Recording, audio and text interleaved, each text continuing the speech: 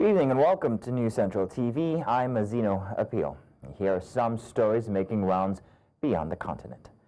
A French court on Monday sentenced 7 Afghans and 2 Iraqi Kurds to 7 to 8 years in jail over the deadly capsizing of a boat carrying migrants from France to England in 2022.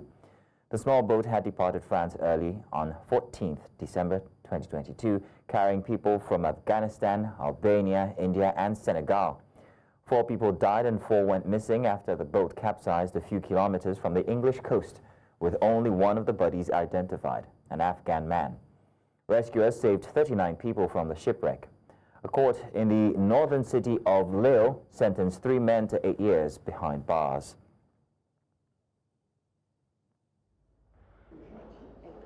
Je pense que tout le verdict l'a choqué, l'a étonné.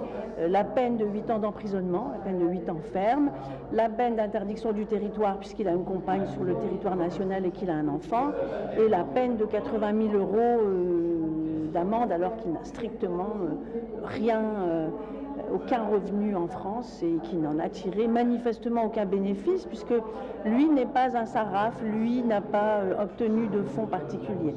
Voilà. Je pense que ce procès était trop lourd à porter pour lui. Finalement, le fait de recevoir sa peine aujourd'hui, je pense que voilà, il y a un certain soulagement quand même. Now, a punishing heat wave has gripped southern Europe, prompting authorities to issue health and wildfire warnings as temperatures are expected to soar again. France, Italy, Portugal and Spain have been sweltering for several days as the mercury climbed to 44 degrees Celsius in some places. The Natural Weather Agency said that temperatures in southern Spain soared to 46 degrees Celsius on Saturday, a new record for June. Meanwhile, French Health Ministry Yannick Neuder has announced that communication plans will be rolled out on radio, television and social media to further raise awareness. De communication et donc tout à l'heure sera diffusé, vont être diffusés une fois que les plans rouges seront annoncés par Météo France, les zones caniculaires rouges, des plans de communication sur radio, télé et puis les réseaux sociaux pour davantage encore informer. C'est un niveau de vigilance mais ça ne conditionne pas l'organisation des services sanitaires. The European Union has agreed a new long-term trade deal with Ukraine covering imports on food products from the war-torn country that have angered EU farmers. European Commission President Ursula von der Leyen said that with the modernized agreement, they are securing trade flows from Ukraine to Europe and global markets. Brussels and Kiev have been wrangling over the deal after protests from farmers saw EU slap quotas on tariff-free Ukrainian agricultural imports into the bloc. This agreement opens a new chapter in EU-Ukraine trade relations. It sets out a long-term, predictable and reciprocal framework benefiting exporters, businesses and farmers on both sides and reinforces Ukraine's path to EU membership. Authorities on Monday detained former top Socialist Party official Santos Kedon in a corruption case. That is a new blow for left-wing Prime Minister Pedro Sanchez. Former Transport Minister Jose Luis Abelos has also been implicated in the investigation into kickbacks for public contracts, which has created the biggest political crisis Sanchez has faced since taking office in 2018. Sources said a Supreme Court judge ordered the detention of Sedin, who has quit as the Spanish Socialist Workers' Party organization secretary, the ruling party's number 3 post, as there was a risk he might try to flee or destroy evidence. Sources say he is being held without bail on allegations of corruption, money laundering, and a criminal association.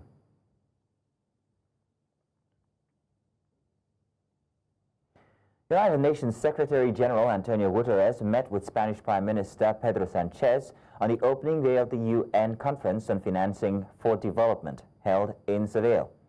The high-level event brings together global leaders and financial experts to address the growing challenges in funding sustainable development, particularly in vulnerable regions.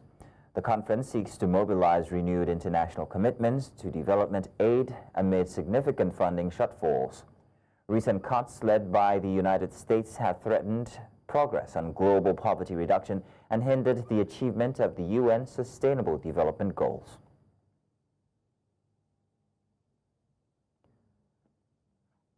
Now we go on a very short break.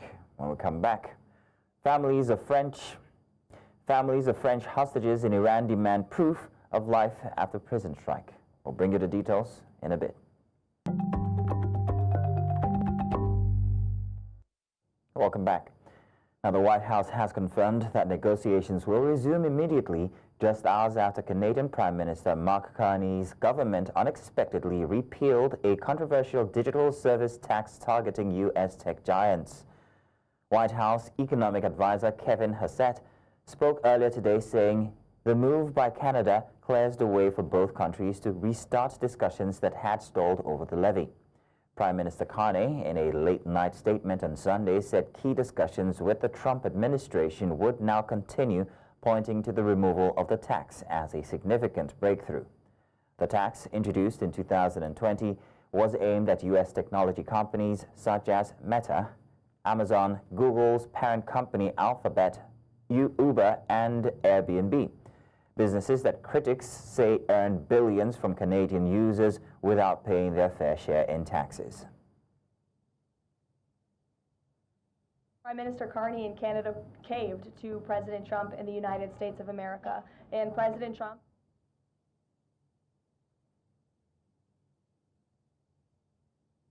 best economy in this world, on this planet.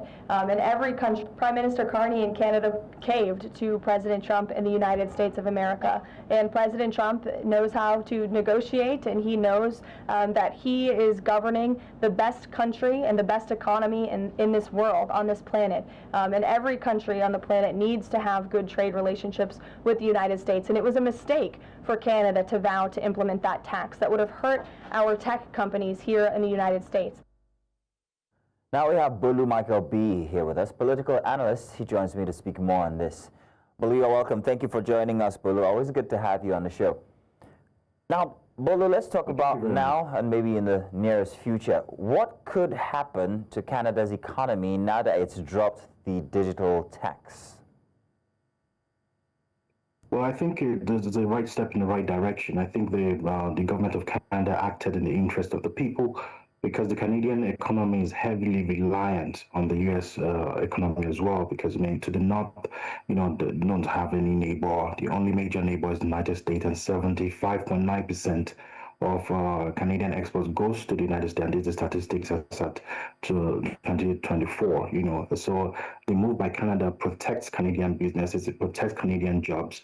And if Canada had not made that move, they would have earned about $5.9 billion in revenue over the past 5 years, because they were going to count, for the past years up till today, So, but when you compare that $5.9 billion Canada could have made, is nothing, compared to what Canadian businesses will be paying to the U.S. companies if they were to pay tariffs. So I think it's a good step in the right direction by the Canadian government. I know there's going to be a lot of backlash back in Canada, because the Carney government, the Liberal government, campaigned on the promise that they can face Trump, Canada strong, and the government might be considered weak now, being that they are kind of giving in to the Trump administration. It will now be like, oh, so why did we vote you if you're going to give in so easily? But even though I'm a conservative, I strongly believe that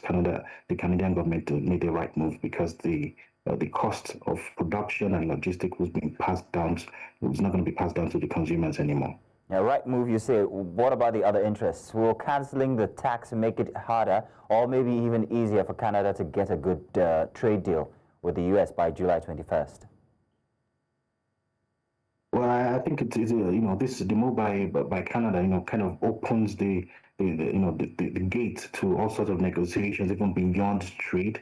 And the Trump administration and the U.S. officials have already made it clear that they are interested in resuming trade talks, which is a positive development. So when both sit at the table, they would be able to negotiate and try to work in the best interest of their respective countries.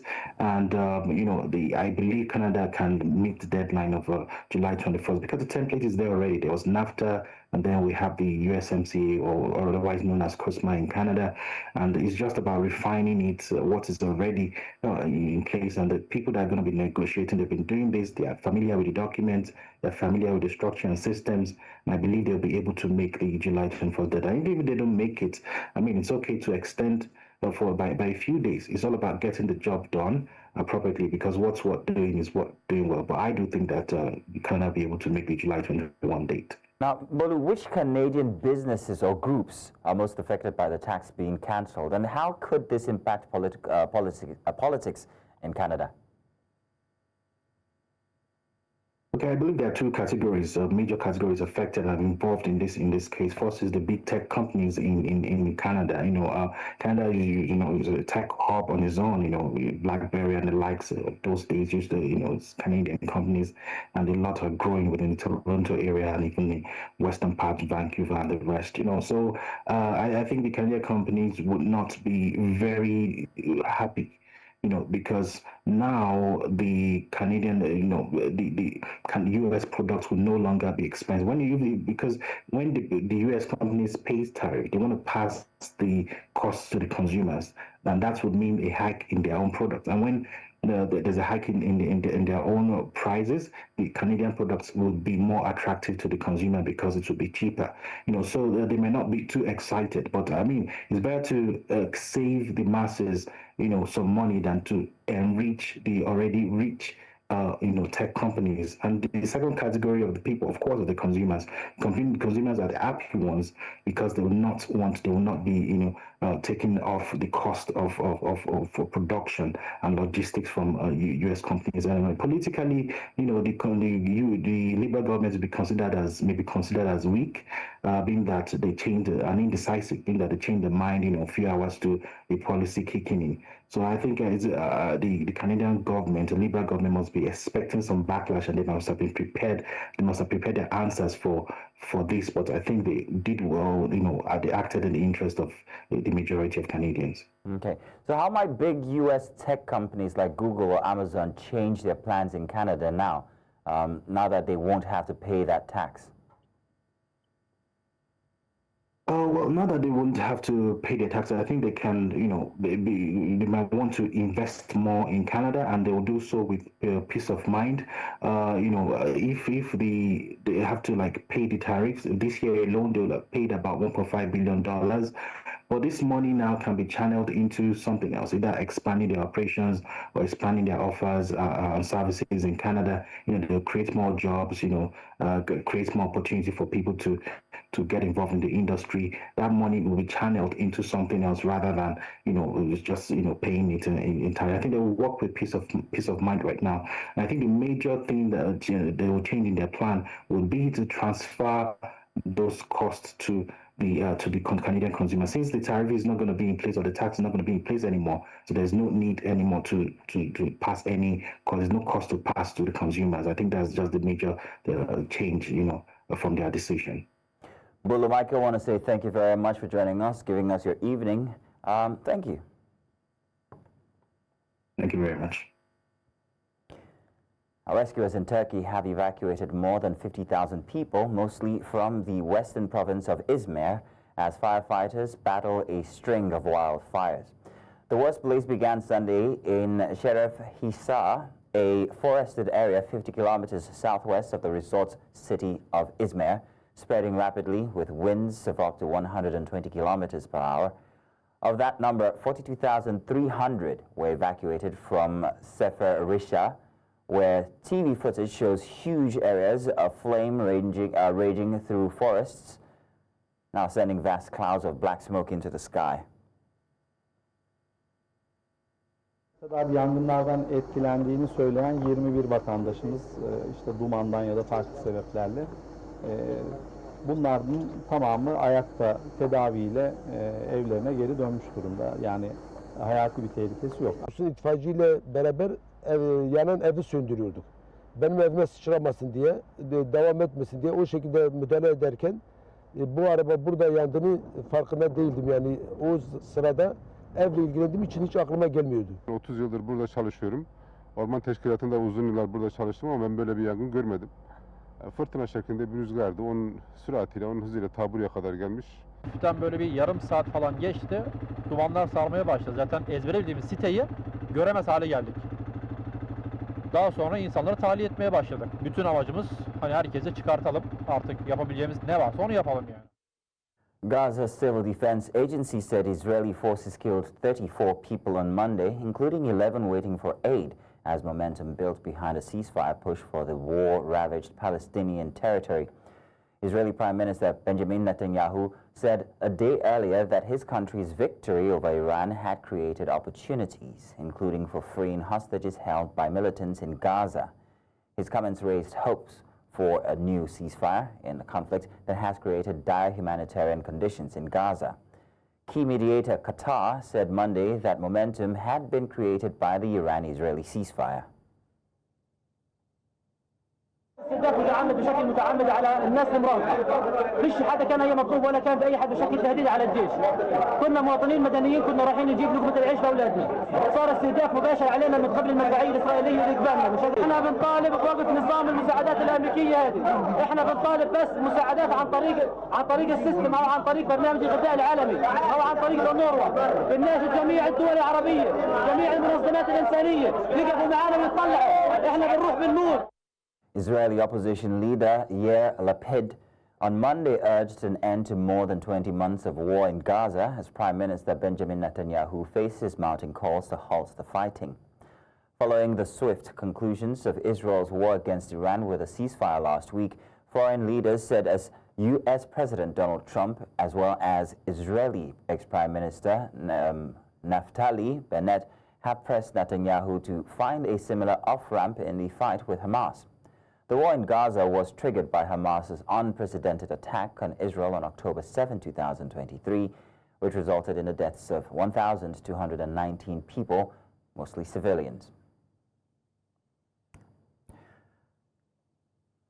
Australian Foreign Minister Bennett Reisinger has expressed solidarity with Israel, saying there is an historic window of opportunity for peace in the region.